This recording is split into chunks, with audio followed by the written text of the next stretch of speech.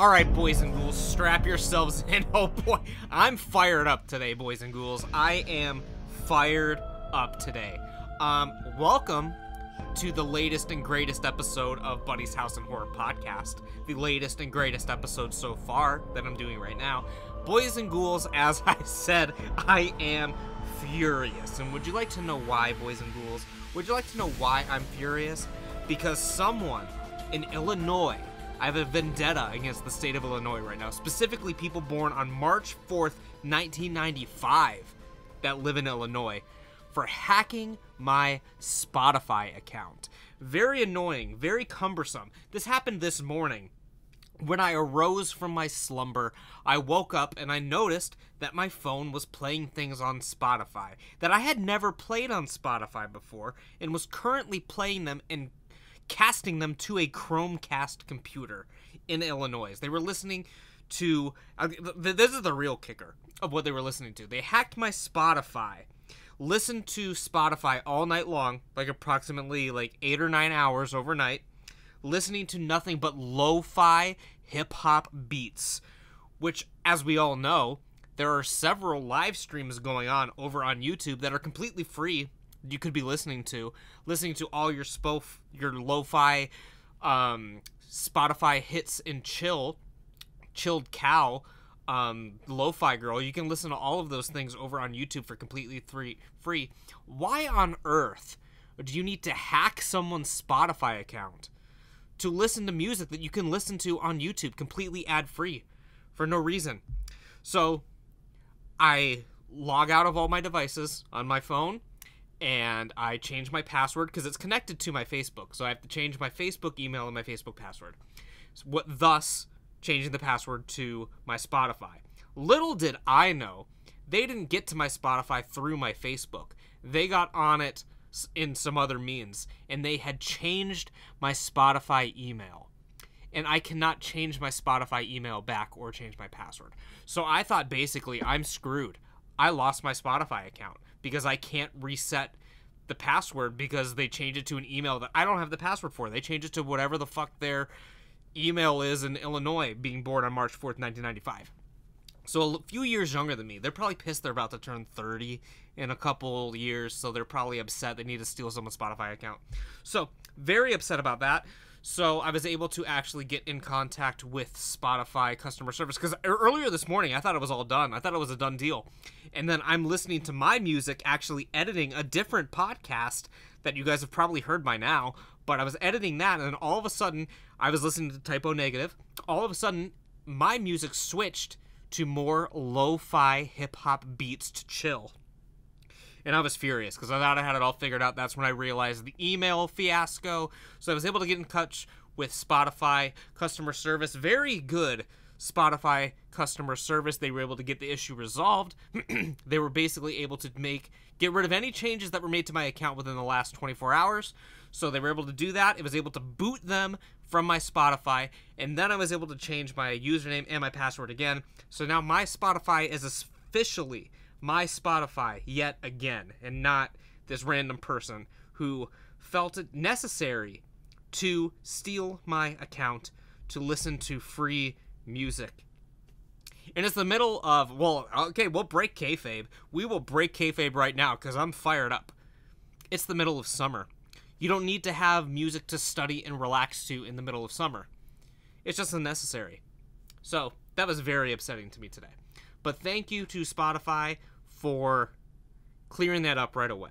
That was very, very helpful. And now I can listen to all of the gothic metal that I would like without risk of losing my account. Because I was just mad I was going to lose all my playlists. I was going to lose all the songs that I've found over the years and stuff like that. Because there's a bunch of random shit in there that I would never remember if I didn't go in my songs and be like, oh yeah, that song slaps. So, very happy I was able to get my account back. So today is going to be a great day, as of now. I'm drinking Fruit Punch Gatorade. I know I always tell you guys if I'm drinking something out of the ordinary what it is. Today I'm drinking a Fruit Punch Gatorade, which is never my first choice, but it's never my last choice either. I actually quite enjoy the Fruit Punch Gatorade quite a bit. My favorite is the Glacier Freeze, I believe it's called. But Fruit Punch, probably in my top 5 Gatorade flavors. It's classic. It's classy. Just stain your lips a little bit. It looks like you're wearing lipstick, but that is totally fine. It doesn't matter to me if my lips are red. So, what are we talking about today? You guys have read the title. Come on, man. You heard my intro before I went into my ramblings. You know that this is the continuation of reviewing every single horror film that I saw in the year 2023. You know, if you listened to the last episode, that we covered the months of January, February, and all of March. So now we're starting off with the month of April. We're going to talk about May. We'll get into June. We might even get to July in this podcast. I'm not sure how long we're going to be going here, but we're definitely going to at least get through the next couple months, and we will see. We might have to do a part 3 in this part of the year. Just release 3 parts, depending on how long I babble on about these films, because I watched a lot of films this year. I've watched like 65 films total this year so far, as of recording this. Not all of them were horror, but as of recording this, I've watched 65 films this year, and that's probably gonna just about double by the end of the year, I would imagine.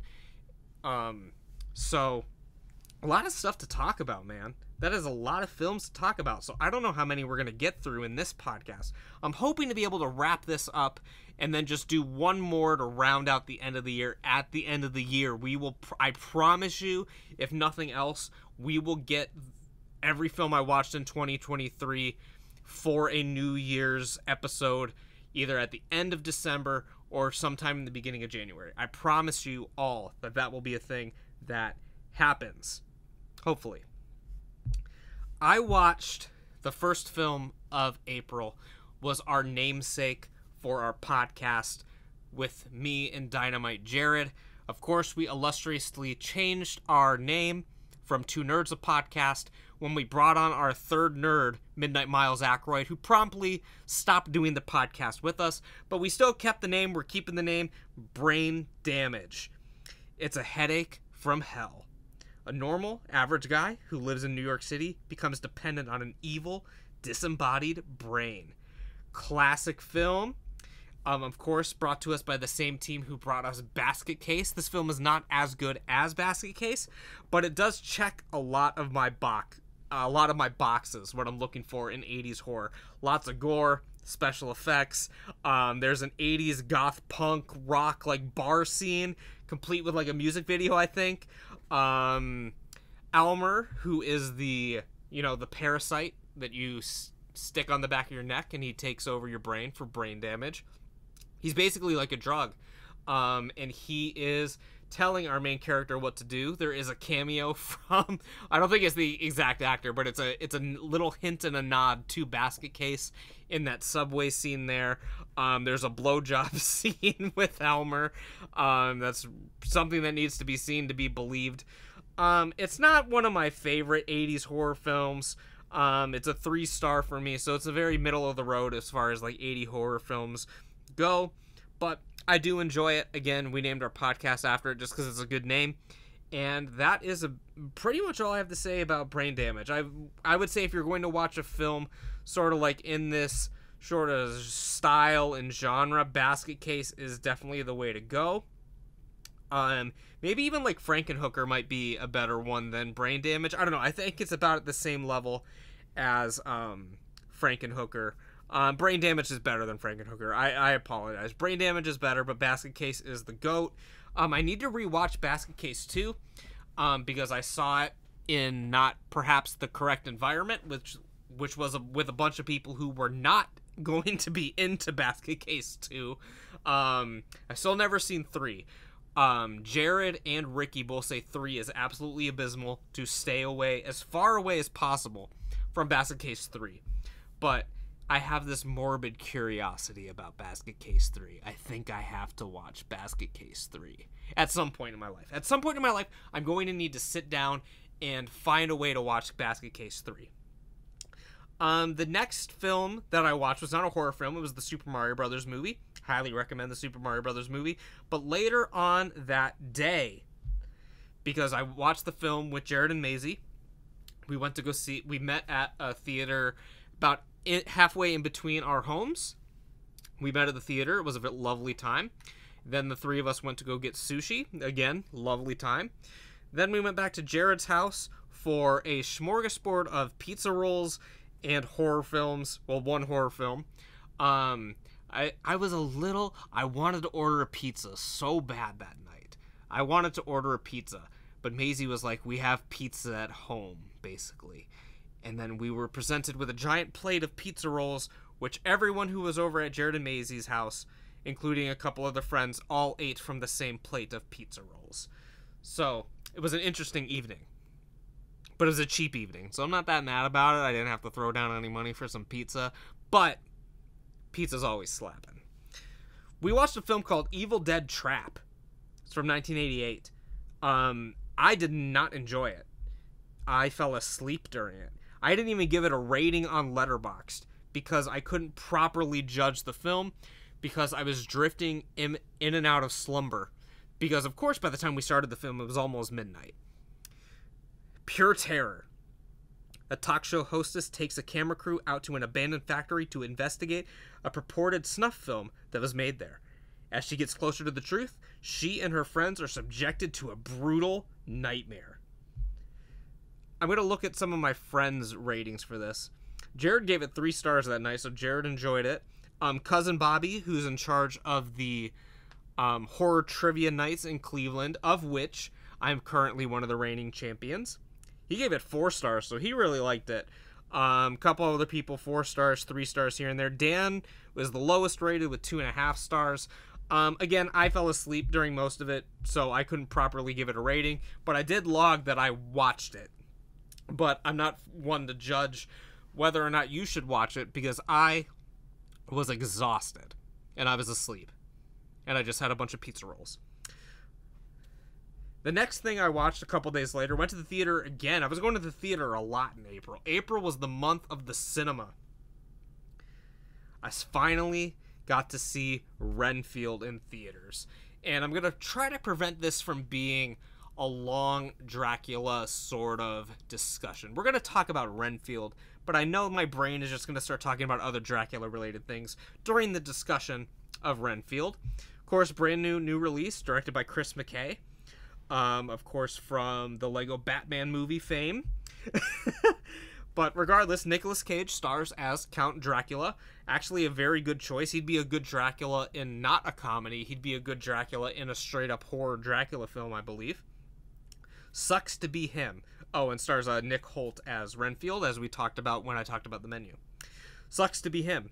Having grown sick and tired of the centuries as Dracula's lackey, Renfield finds a new lease on life, and maybe even redemption, when he falls for a feisty, angry traffic cop, Rebecca Quincy, which is a reference to Quincy Morris, who was in the Dracula novel.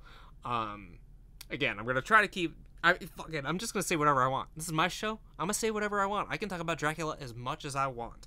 Probably my favorite... There's 2 moments in this film that I would classify as my favorite moments of the film. One of which is the intro when it's in black and white, and you see Nicolas Cage in the classic Dracula outfit, and they're recreating scenes from the original film. My other favorite part would have to be the battle scene in, like, the apartment complex, where you see, like, arms getting ripped off and just all mayhem has gone loose. Those are 2 scenes that are always going to stick with me. My main problem with Renfield is the focus of the film isn't necessarily where I think the focus should be all of the time. There's a lot of the romance aspect going on, and that's not something I think they really should have focused on with this. They should have focused more on the relationship with him and Dracula rather than him and this traffic cop who he's dating. But regardless, I still enjoy the film quite a bit, 3.5 stars, but it's something that could have been so much better. So it does leave me with a little bit of disappointment, but for what it is, it's fine. I'm always wanting not even an authentic Dracula to the book, but maybe something more in tune with what a lot of the movies were. Like, I appreciate they did something, like, really different, of course, focusing on Renfield, who... This is the Renfield that was in the 1931 Dracula, because he's the one that's going to the castle. It's not the Renfield from the novel or many of the other film adaptations. This is a direct rip from the 1931 Renfield because they switched some of the character roles around a little bit for that film. So Renfield is actually the one who goes to Transylvania when it's normally Jonathan Harker. So I did like that aspect. That it's sort of a homage to the 31 film. It's sort of a follow-up to the 1931 film, had they all survived. I really enjoyed it for that aspect. I really enjoyed Renfield in general. I wish we got to see more of Nick Cage as Dracula. I loved the many forms of Dracula in this film, because not, like, in the trailers and stuff, we only see him as Nick Cage. We don't see, like, the old version of Dracula, and the special effects in this are just crazy. So it's a very good film. I do recommend checking it out and watching it. Again, it's nothing that's going to blow your socks off. It's nothing that's going to blow you away. Yeah, there's not too much else to say about Renfield. I do enjoy it. It is one that when it came out, I wanted to do a full episode about it, but for whatever reason, it didn't work out that way. So it is what it is. The next film that I watched, again in theaters, as I was saying, a film that I was very disappointed in. Very disappointed in the next film that I watched, which was Evil Dead Rise. For those of you guys that know me, you know that the Evil Dead franchise is one of my favorite franchises of all time, right up there with Dracula. I love the original Evil Dead. Not as good as Evil Dead 2, which is probably tied for one of my favorite films of all time. It's definitely in the top 5 favorite films of all time, Evil Dead 2. Army of Darkness, I'm not the biggest fan of. I get why people like it, but not really my thing. Haven't watched all of Ash's Evil Dead. Ash vs. the Evil Dead. I liked the remake of Evil Dead. The one from 2013. I reviewed that back when it first came out. I went to an advanced screening of Evil Dead. Somehow I was invited to an advanced screening. It's crazy that now that I do this regularly, I've never been invited to anything. But before I had this podcast, I was invited to a advanced screening for film reviewers of the Evil Dead remake. So I have strong feelings towards that one too. Evil Dead Rise sucked. Mommy loves you to death. 3 siblings find an ancient vinyl that gives birth to bloodthirsty demons that run amok in a Los Angeles apartment building and thrust them into a primal battle for survival as they face the most nightmarish version of family imaginable. There are things about this film that I like. I do like the acting, particularly from Alyssa Sutherland, who is the main woman who is possessed by the demon. There are some good scenes in here, but there's some stuff that's like really stupid. I know that they're homaging the original Evil Dead where they couldn't get into the cabin, but I always thought that the Deadites probably could get in the cabin if they really wanted to. But here, like, there's no attempt to get into this apartment at all. She's, like, in the hallway, and there's some good scenes in that hallway. But it just seems like the Deadites, in both this version and in the 2013, they're just so much, like, weaker and not as good as the original Deadites, which is fine. They're going for a more realistic approach, like, I understand. But for me, it just makes it not as enjoyable. There's some funny moments in there. There's some decent stuff that happens. I like the intro. I think when the title comes up, it's absolutely absurd and it's funny and I love it. But for the most part, and like the biggest thing for me is like they're taking place in a new environment. That was the big thing about this film. It doesn't take place in a cabin in the woods. It takes place in this high-rise apartment building. And they don't utilize the location at all. They use the apartment. There's a little bit of the hallway. And then they use like the parking garage down below. That's it. Like, I understand they don't want to be Demons 2 and just have a million things going on all levels of the apartment. I get that. But there's so many things that you could... And there's an elevator scene. I think there's a couple scenes in an elevator.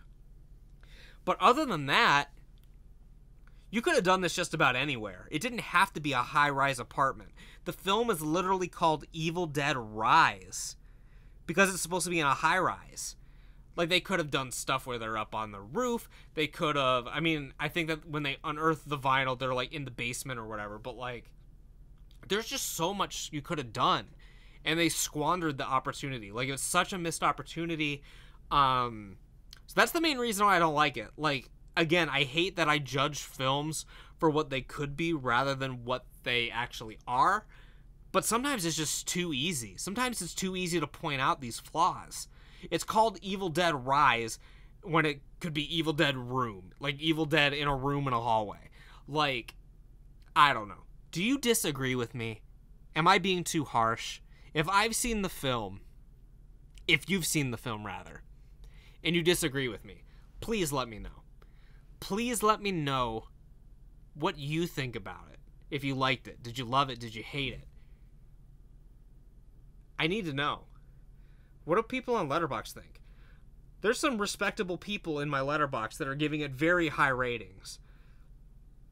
I don't see why. How are people giving this 4.5 to 5 stars? I'm literally blown away in this moment. I've never looked at everyone's star ratings for this. Am I the only one that didn't like this? Oh, okay. Joel gave it 0.5 star. Dan gave it 1 star. That's a little bit harsh. Jared gave it 2.5, which is the same rating I gave it. What's Jared's review? Jared's review says, easily the worst in the franchise. I agree.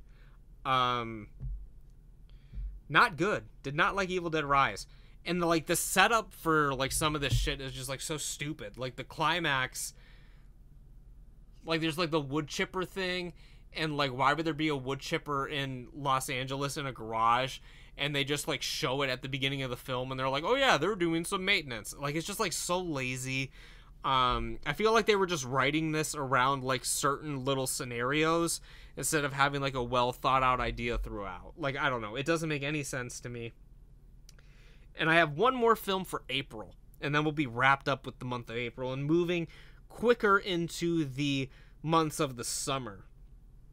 And that film is Possession. One of the most insane breakup movies of all time. One of the most insane movies in general of all time. Of course, starring our boy, Sam Neill from Jurassic Park. Very great film. Inhuman ecstasy fulfilled. A young woman left her family for an unspecified reason. The husband determines to find out the truth and starts following his wife. At first, he suspects that a man is involved, but gradually he finds out more and more strange behaviors and bizarre instances that indicate something much more than a possessed love affair. The cinematography in this film is out of this world. It is insane, the cinematography in this film.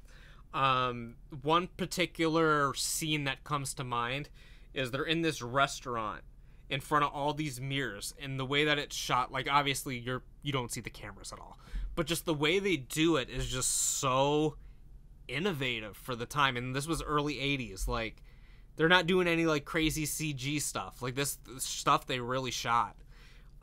It looks phenomenal. There's a lot of great scenes in this. Of course, we watched it. My wife actually selected the film. Because of course that scene of her flipping out in the alleyway was all over TikTok. So it's kind of getting a resurgence. A lot of people are rediscovering the film. I had never seen it before. This is my first time watching it, but I had heard about it before. I actually show a clip of this film in my film class that I teach at Cleveland State. Not the freak out scene. There's the scene at the, I won't give it away, but it's a scene that sort of leaves your emotions and then it kind of cuts. So it shows like when to let something draw out. And obviously I think that's a good editing thing. Otherwise I wouldn't be showing it in my class. I love the way the movie sounds, which is a weird thing to say. I just love the way that the audio in some of these old movies sound from like the 80s and earlier. Just the way the microphones pick things up. Like, I just love the audio quality of this film, which is something I liked enough to write down, that I like the way that the film sounds. Again, it's a masterpiece. I gave it 4 stars. Pretty much everyone on my Letterboxd agrees. Even Dan and Joel, they have respectable ratings for it. Dan, maybe not so much. He's got a 3-star. But overwhelmingly, people have been rating this quite highly. Only 768 people on Letterboxd have rated this 0.5 star, when the majority of the people have given it over 3 stars. I gave it a solid 4. So I think that is a good rating to have Possession at. Again, iconic imagery. The posters for this are iconic, with her with the snakes and stuff, and then even just the one where it's just the behind the back shot with the claws. It just looks really good. It's a very iconic film all the way around. Definitely one to add to your watch lists if you have not seen Possession already. And now it's time to move on to the merry month of May. It's gonna be May. The month of May, May 2023. I watched quite a few films this month, some horror films, some not. It's gonna be a little bit of a mix of different genres of horror films, different kinds of eras of horror films, and lots of great stuff headed into the month of May 2023. Starting off with the 1986 film, where there's a little bit of history behind that, which we'll get into, Spookies. Gremlins chased you, ghoulies terrified you, now beg for your life. Taking a wrong turn, travelers find themselves trapped in a mysterious house.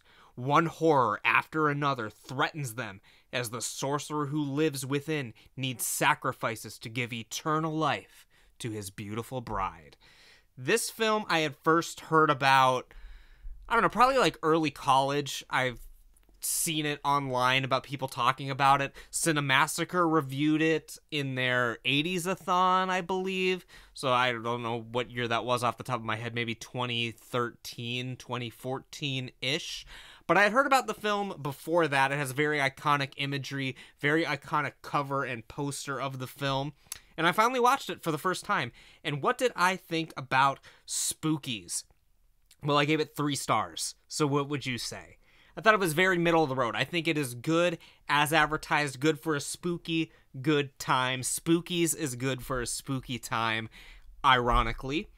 I love the iconic synth opening as always. Getting a good synth score at the beginning of your film is perfect. Not a John Carpenter synth score, but still very, very good.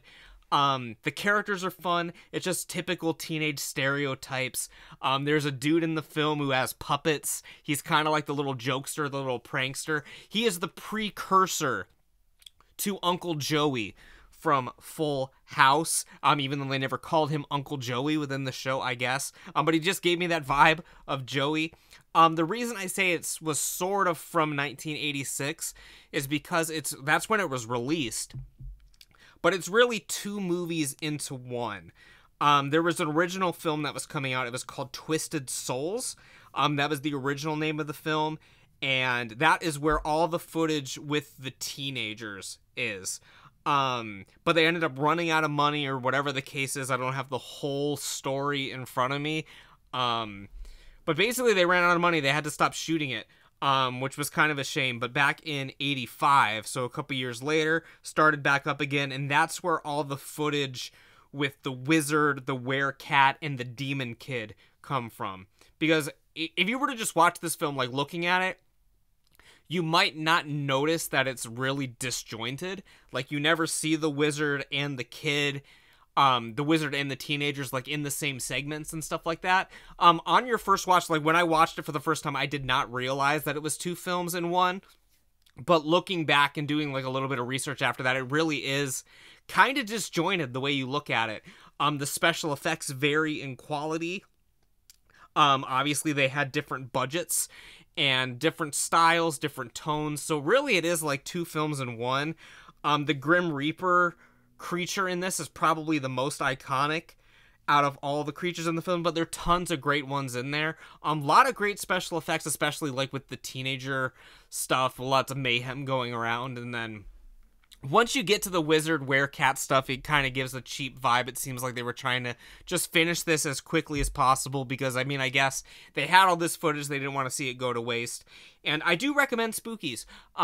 Again, it's not a major classic or anything, and it does feel a little strange once you do know the history of it. Like, I'm curious if anyone saw it for the first time and didn't really think anything of it like me, and then did a little bit of research and been like, huh, like, I guess it was a little bit more disjointed than I realized, because really took place 2 different times, 2 different, I would imagine 2 different crews, 2 different directors. They had to get people, you know, just kind of shoved in there to figure things out. But regardless, Spookies, great stuff. The next day, I went hard. 4 movies in a day. Not all of them were horror, but 4 movies in a day. All 4 watched with Midnight Miles. We went to go see an anime film called 5 Centimeters Per Second at the Cleveland Cinema Institute, the Institute of Art. Not a horror film, so not much to say there. Went back to Miles's house after. Just me and him. My wife was with us at the cinemas, but she had other plans to begin with. So she went to her other plans. Miles and I went over to Miles' house, and then my wife ended up joining us at Miles' house for the last film out of the triple feature at Miles' house. 4 films total for the day. She-Devils on Wheels. Miles and I watched this. It's a crazy horror / biker-ish film. Just kind of like a grindhousey type of film. I love the vibe of the film. I love the aesthetic of the film. I am very, even though I wasn't around at the time, well, because maybe nostalgic isn't the great word, but I have like a tendency to really like films of this, the way they look, the way they feel. It's very Kolchak the Night Stalker-ish vibes. I just really love that era of film and cinema, late 60s, early 70s stuff. I mean, I don't think there's an era of film that I dislike. But like I just really love the way that these films look and feel. C. Female Hellcats are ruling their men with tire irons as their instruments of passion. An all-female motorcycle gang called the Man-Eaters hold motorcycle races as well as terrorize the residents of a small Florida town and clash off against the all-male rival gang of hot riders. So again, it's not exactly a horror film like in essence, but it gives that drive-in vibe. It gives that, grindhouse cinema, double feature, watching movies outside, watching movies as a communal thing. It gives that sort of vibe. I don't remember too many specifics like from the film, just because, as I said, this was part of a very long night of watching a ton of shit. And also, we had a full day prior to this. Like, we had a full day, went to the movie theaters, and then went back to Miles' house and watched 3 additional films. So I don't have as much to say. It's just a good, vibe movie. Like, a good movie to put on for an aesthetic. There are a lot of movies like that, like the WNUF Halloween special. Good aesthetic movie. Good movie to just put on to cultivate a vibe. She-Devils on Wheels definitely fits into that category. Next film we watched was called The Slayer, from 1982, directed by John J.S. Cardone.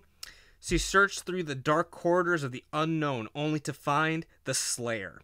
Siblings Eric and his surreal artist sister Kay, her doctor husband David, her sister-in-law Brooke, along with the pilot Marsh, become stranded on a rugged isle faced off against supernatural beasts drawn to Kay, who dreams of its killings. You know, a film description is great when it has to name every single fucking character in the movie of value.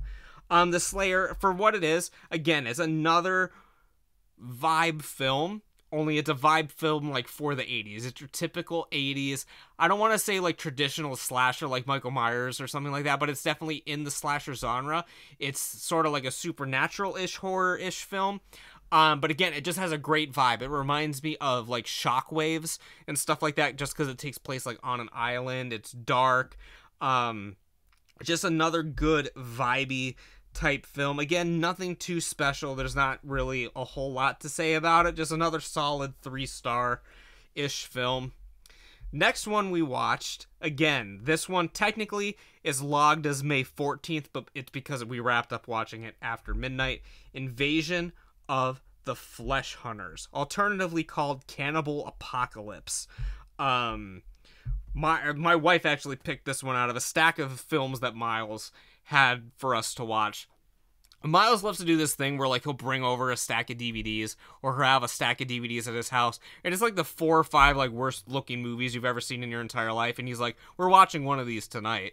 And so out of all of them, this is the one my wife picked, Invasion of the Flesh Hunters. POWs in Vietnam, starved in captivity, released with a taste for human flesh.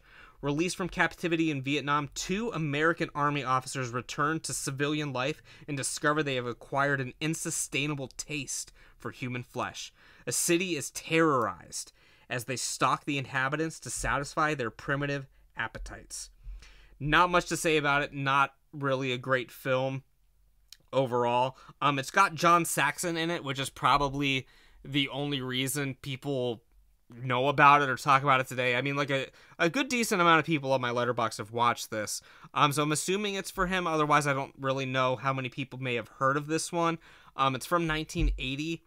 Again, nothing to write home about. I gave it 2 stars. My wife gave it 1.5 stars, unsurprisingly.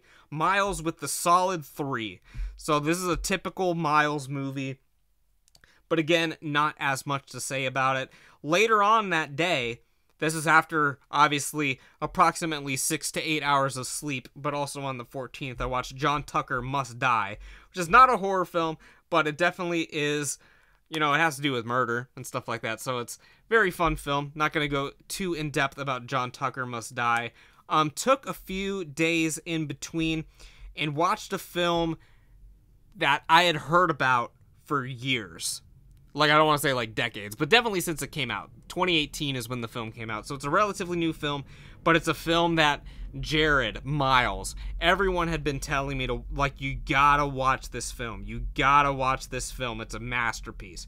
You gotta see Summer of '84. And I put off seeing it for a long time because anytime people would bring it up, ever, it wasn't summer.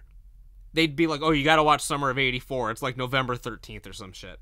So I was actually getting hype for summer this year. And I was like, you know what? It's May.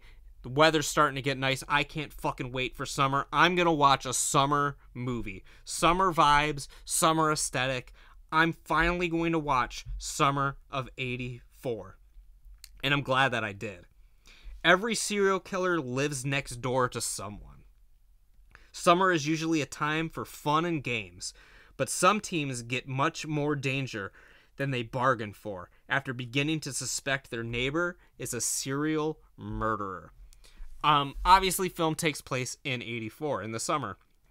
Great choices of music. Feels very great, very 80s. I love just, as I said, I mean, I've said this a couple times, but I just love the aesthetic. I love the nostalgic feelings that it gives me, even though I wasn't alive in the 80s. I love the clubhouse that the kids have. You know, they're eating on TVs, on TV trays, with their families and shit. It just reminds me of growing up in Ashtabula, I guess, because me and Miles talk about this all the time. Ashtabula, and I guess some areas of the Midwest in general, just kind of feel 10 years behind the rest of society, at least. It's like a big running joke between me and my friends. So really, 1984 reminds us of our childhoods in 1994. So I just really love the environment this film creates. It has a good group of teenage kids in it, although that is kind of getting to be a little bit overdone. I mean, it's a genre in itself. A group of kids in the 80s. You have It, you have Stranger Things, you have, you know, like Goonies, Lost Boys, something like that. It's a whole genre in and of itself. A group of young boys in the 80s. So it is a little bit tired of a genre, but it is very, very well done. There's not really a lot I can get into with it because, I mean, I don't want to give away anything because for me personally, like, if you're going to watch this film, the one thing you need to know, and like my biggest criticism of it, is that everything you think is going to happen is going to happen.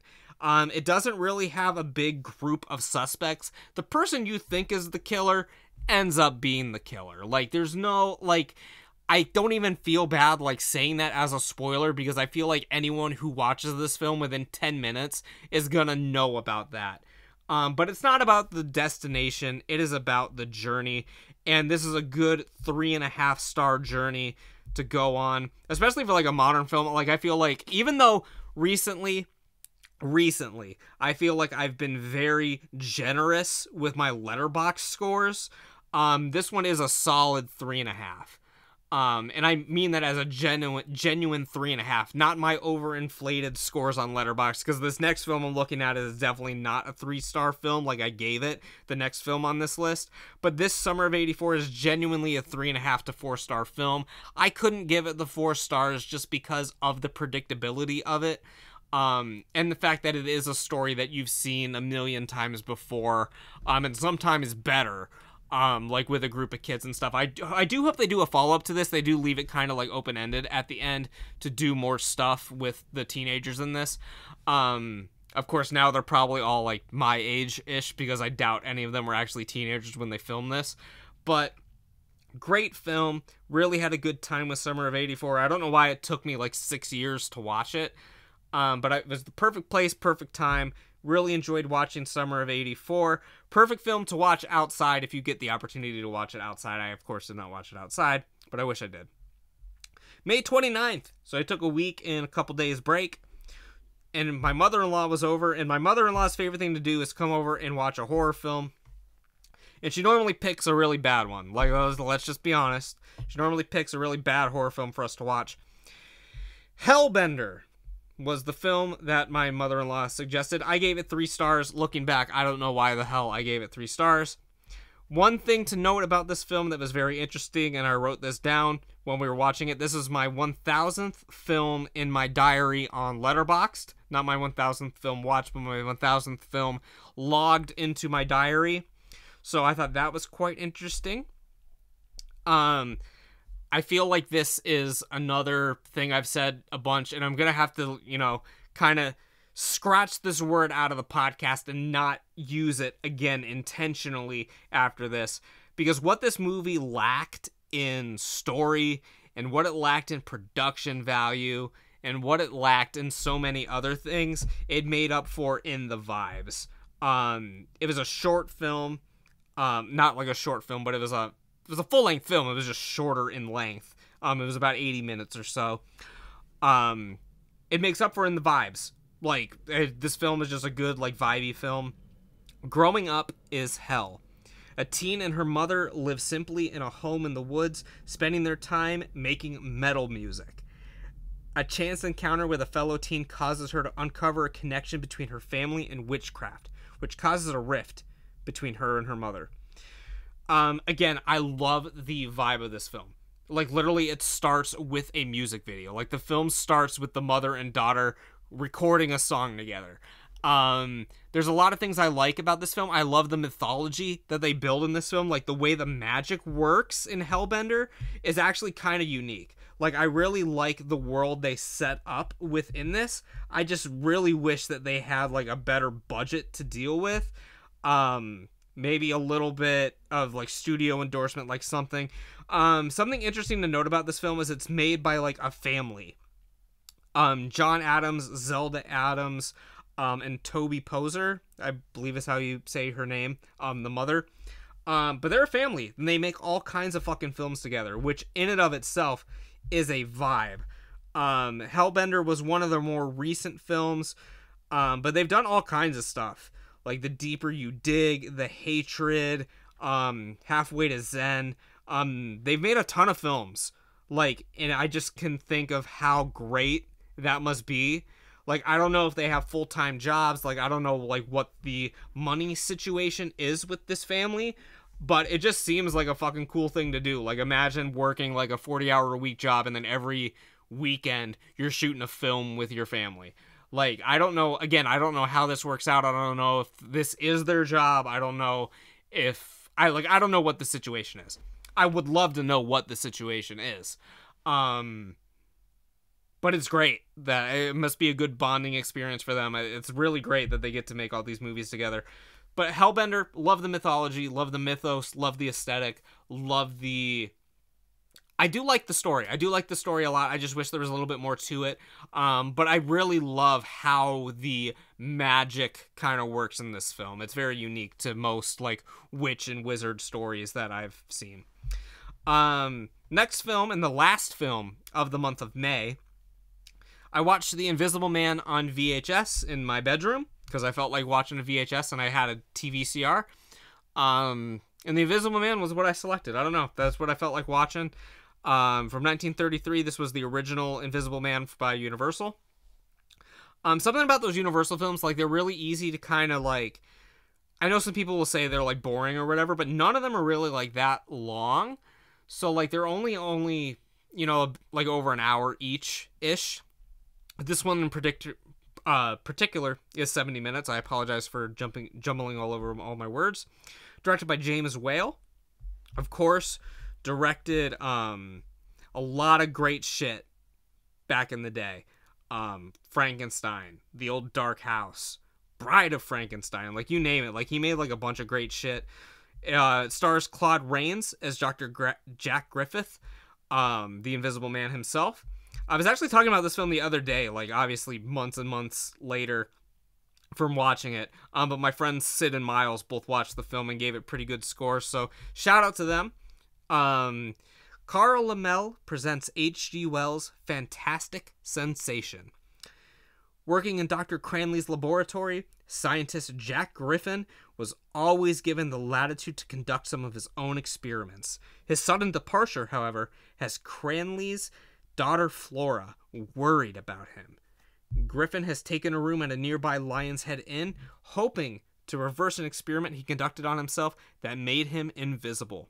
But the experimental drug has also warped his mind, making him aggressive and dangerous. He is prepared to do whatever it takes to restore his appearance. I really love The Invisible Man. Again, 3.5 stars. One of my favorites out of the original Universal Monster cycle. Not my favorite, but one of the better films that you can watch from that era. It's also one of the most comedic films from that era. Like, if you were to pop one of these films on and think, like, oh, it's, like, boring, like, whatever. Invisible Man is not the one that falls into that category. The Invisible Man is funny. It's exciting. The writing is great. The performances are great. I mean, just think, like, he's an invisible man. He is acting purely with his actions and his voice. There's no facial expressions involved. A lot of the time, it's just his voice, and he's just sitting there. But even with him moving around and stuff like that, and the special effects are phenomenal. Like, I didn't even talk about the special effects. Like, obviously, they made someone invisible in 1933. Bro. Incredible special effects. Of course, around the same time King Kong came out. Like, great special effects few years. Great special effects era. Like, pioneering what effects would become before CG took over everything. Invisible Man, I would probably put it in my top 5-ish Universal Monster films. I've ranked them on my show in the past. I can't remember my exact ranking. I'm sure it's changed over the years. But Invisible Man is a solid entry in the Universal Monster canon. I've watched a few of the sequels as well. Actually, I've watched all of them. I think I've watched every Invisible Man sequel. Yeah, I have. Second one's good too. It's got Vincent Price as the Invisible Man. That's a great one. And now we're coming up into the month of June. Mr. Moon's birthday is in June. Mr. Moon was born in June, actually on the exact stroke of midnight on June 1st. When it became June, that's when my cat, Mr. Moon, was born. So we're just going to dive right into the month of June. A lot of these films we're going to kind of breeze through pretty fast because I've already talked about them in another episode, and you'll see in a second.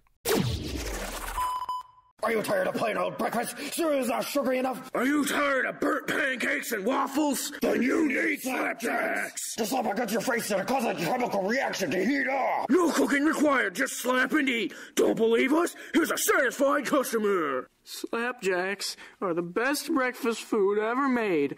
Slapjacks, slap those smiles back.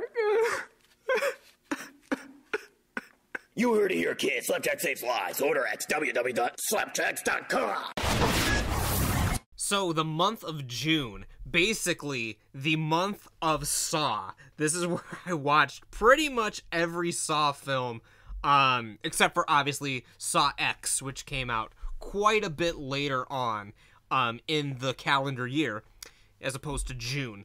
So I watched every Saw film all like completely in a row to start off the month of June. So if you guys haven't already, we actually reviewed on the show a few episodes back the entire Saw series ranking them from worst to first, going all the way through the franchise, breaking down every single film. So there's not really too much that I can add for the month of June.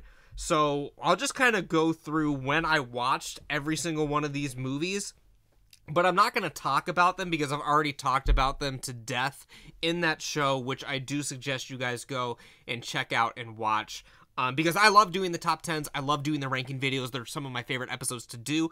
So I definitely just recommend going and checking out that episode instead of hearing me talk about them all again. But on Saw, wow, I saw number 3 first out of these. I actually so I went over to Miles's house, like a little bit of backstory. So me and Miles were hanging out. My wife had plans that night or something, so I was like, oh, we'll go hang out with Miles and we'll play some video games, maybe watch a couple movies. I go over there and he is prepping for our Saw podcast because we had planned to do it initially, like a couple years ago. We're like, hey, we should do Saw one of these years. So this, we decided, was the year to do it. And leading up to it, we knew that Saw X was going to come out, so we fully committed to doing it. So June is when we really started watching the films. I show up at Miles' house. He's already almost all the way through with Saw 2. So I didn't count that on my Letterboxd because I only watched a couple seconds of it towards the end. Not a couple seconds, maybe the last like 30 minutes or so. So I didn't count it as a full watch. I rewatched it again a few days later. But so Saw 3 was the first one that I watched in my rewatches from start to finish.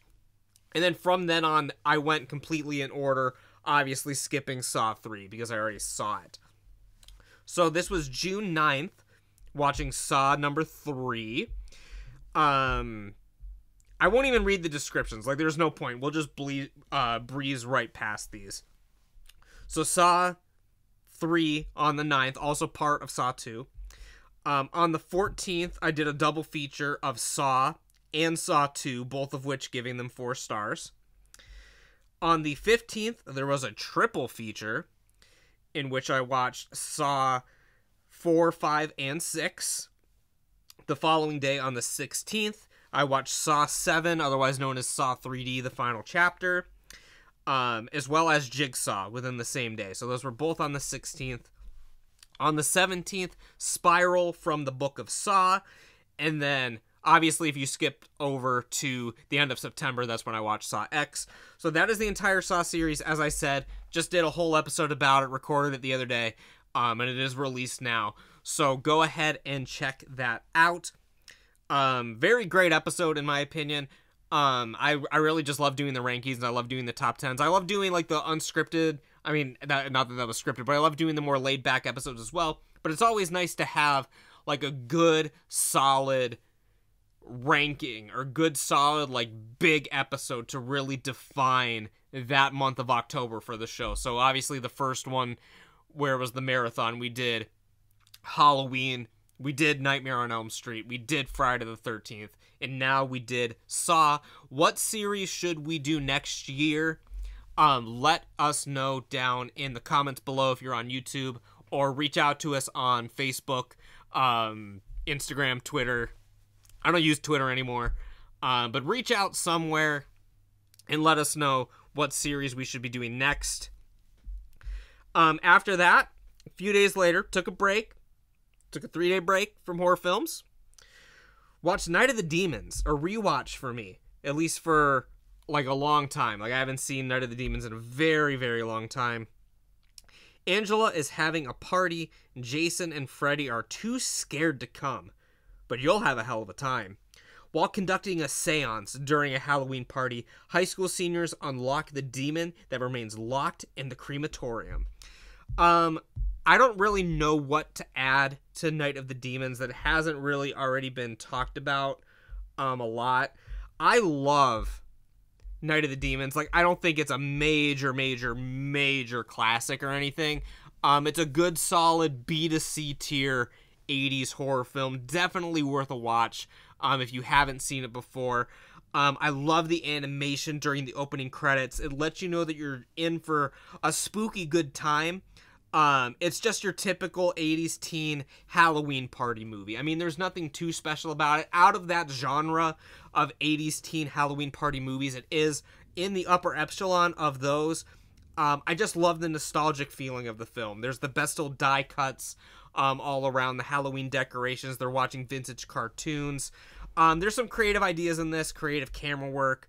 in the scene where they're talking about the house being possessed by demons, instead of having just static shots and cuts, the camera's actually circling around the room. And of course, this does come back with the first attack from the demon. It's just a really great film. It does have some, like I said, out of this genre, it's kind of in the upper tier of the films that you could be watching. And I really enjoy it. It's a solid 3-star. There's no arguing that it's a 3-star film. Just very, very good. Of course, this is from 88, so as the 80s were kind of winding down. And coming up next, the following day, mid-80s, smack dab in the middle of the 80s, 1985, another classic. I would call this one a classic. This one is an absolute essential top 10 80s horror film, like, obviously, Return of the Living Dead. They're back from the grave and ready to party. When a bumbling pair of employees at a medical supply warehouse accidentally release a deadly gas into the air, the vapors cause the dead to reanimate as they go on a rampage seeking their favorite food, brains. This film is a unique film in the sense, like, had you just, like, looked at the title, the casual fan, like not a horror fan, you might associate it with Night of the Living Dead, Dawn of the Dead, Day of the Dead, stuff like that. It's not associated with the Romero zombies at all. They're completely different from the Romero zombies. In this one, each body part acts independently. Classically, the zombies from the Romero, and I guess like the mainstream version of a zombie, you kill the brain, shoot them in the head, chop their head off, like whatever, it's done. This one doesn't work like that. Each body part is its own animation, basically. Like, if you chop off a finger, that finger is coming to chase you. Shit like that. It's one of the best horror comedies, like, of all time. It's got great comedy, killer theme song. The only thing that is lacking in the film, the only critique that I can give it, is the dialogue. It's really lacking. There's a lot of characters repeating themselves. It sounds like a broken record. It's probably why Miles loves the film so much, because everyone in this film talks like a broken record, just like Miles on occasion. Like, just watch the film. You'll talk about, are you sure this is going to work? Are you sure this is going to work? Should we incinerate the body? Should we incinerate the body?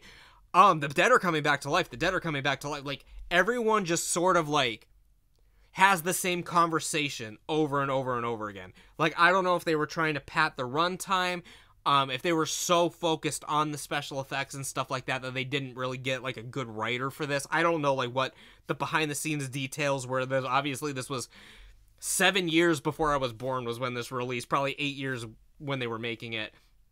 The characters are just iconic. You have the punk rock group of teens or whatever. The one dude is also from Friday the 13th Part 5. It's just a great film. Has some staple characters, staple actors, as I mean, what's her face is in it? What's her name? What is her name? Leanna Quigley. Leanna Quigley is in the film. Just it checks all the boxes for 80s horror. The only, like I said, the only critique I have is the dialogue at times. And we only got one left for the month of June. So the month of June, we blew past. Mainly, not because I didn't watch films. Like, literally, I watched 9 Saw movies in the month of June.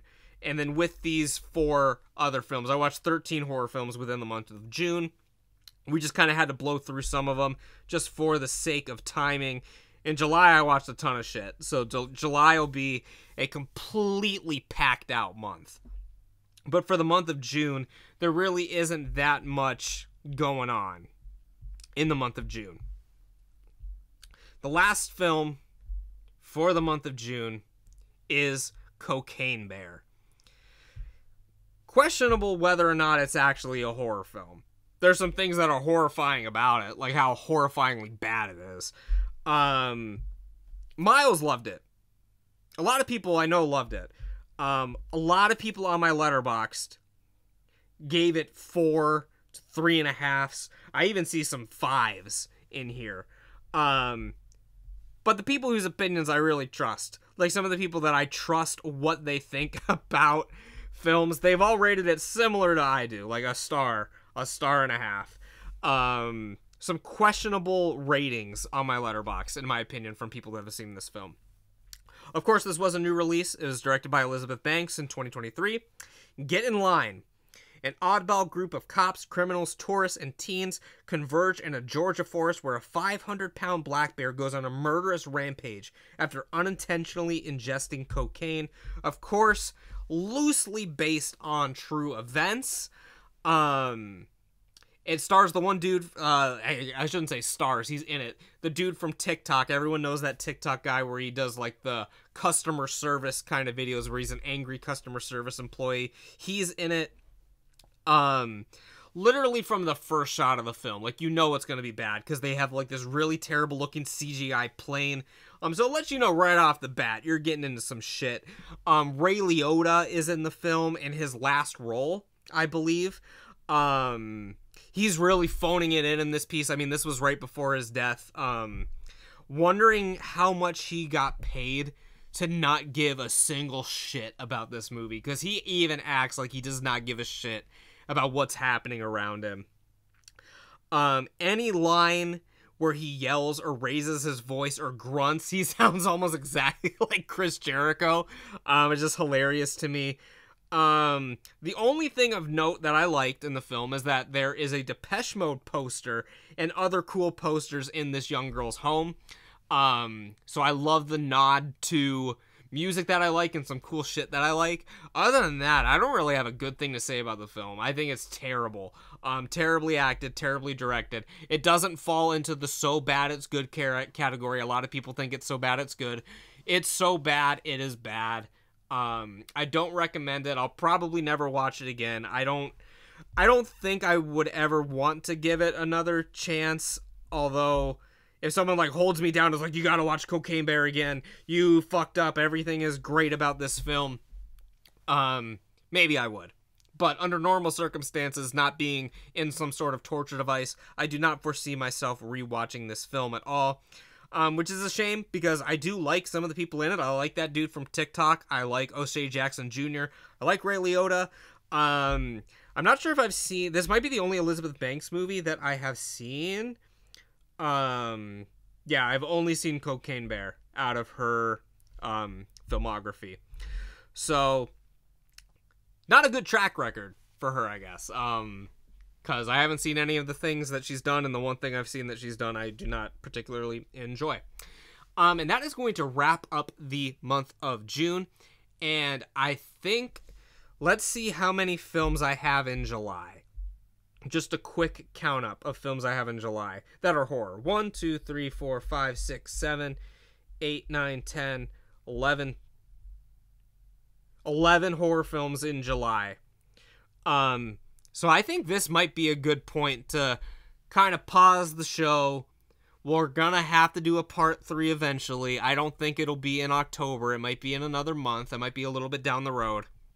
But we're gonna have to pick up with July another time. Maybe round out the summer, July, August, September show, and then October through the end of the year, depending on how many things I watch in October through the end of the year, to see if this next part will be the third and final part, or if there'll be a part 3 and a part 4. I do solemnly swear that I will get out the final conclusions to these episodes by the end of the year, because I don't want to take up more time in October recapping shit from last year like I've done every other year.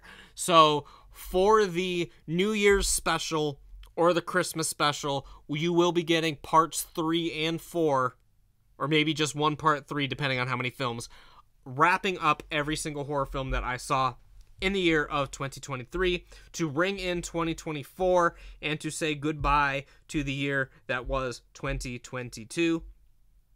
2023, like, what the fuck am I saying? 2023 to round out the year, bringing us into 2024. I want to know, because this episode will be out while the year's still going, what films that I haven't seen so far, and you guys can look at my Letterboxd to kind of get a sneak preview of some stuff I'm going to be talking about later. What films for the rest of the year should I be watching? Like, what came out in the past couple years that I should take a look at? What films have I notoriously not seen that I should take a look at? Still haven't seen Last House on the Left. Still haven't seen a lot of horror classics that for some reason I should have seen by now. But let me know what I should be watching for the end of the year, and maybe we can talk about them in the conclusions to the episodes that I'm going to be doing. Of course, you have a lot of things to look forward to within that part 3. I rewatched everything in the Insidious series. I watched Knock at the Cabin. I rewatched Psycho. I rewatched all kinds of stuff. I watched some stuff for the first time new. Saw some stuff in theaters, some horror films that I'm excited to talk about as well. Like Last Voyage of the Demeter, Talk to Me, stuff like that. So part 3, when it does come out, I'm getting into some heavy hitters in there. But for this episode, I think covering like a 3-ish month span is a good enough representation for this episode. I don't want to do like half of July, because there's no way we're getting through all of July and keeping this under like an hour and a half or something like that. So rather than cutting off July midway through, we'll start fresh with July with part 3, which is good because that's about halfway through the year. So we're a little over halfway through the year of films that I watched. So maybe from now on we do it by quarters. What did I watch in quarter 1 of 2023, quarter 2 of 2023, stuff like that. Just some spitball and some ideas.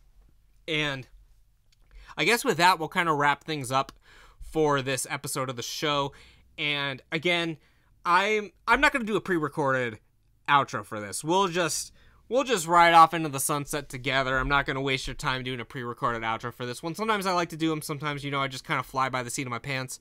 And we will do the pre-recorded outro within the normal outro. So I just want to thank you guys for sticking with me through this episode, through the episodes that have been coming out this month. I greatly appreciate it. If you've been enjoying the content that I've been putting out on this channel so far, and for some reason you haven't already, make sure you're subscribing wherever you're getting the show, whether it be YouTube, whether it be Spotify, Apple Podcasts, Google Podcasts, whatever streaming service, whatever video provider you're listening to the show. Make sure you're subscribing. Share the show with some of your friends who you think would enjoy it. I would love if you guys spread the good word about the House of Horror. Leave me a rating and a review if you're over on Apple Podcasts or any on the other sites that let you give a rating and a review. On YouTube, the best thing to do, give it a thumbs up, give it a share, put it in your Instagram story, do something, help spread the great word about the show. And what episodes should I do next? Because I want to not make this just an October show, which is part of the reason I'm not exactly doing 31 this year, because I want to keep going into November, into December. I kind of want to make it more year-round, as opposed to, all right, here's a ton of fucking videos in October and none ever again. I want to do it where there's a lot in October, but there's still quite a few throughout the year as well, instead of just 1 or 2 sporadic episodes. So let me know what you guys want to see in future episodes of the show. I will greatly appreciate it. Again, if you look in the description, you'll see where you can reach me on all of my social media platforms and stuff like that. So we'll just wrap this thing off. We will ride into the sunset, and I will see you back here again for another episode of Buddy's House of Horror that will be coming your way very, very soon. Again, I appreciate all you guys. Thank you guys for checking out the show.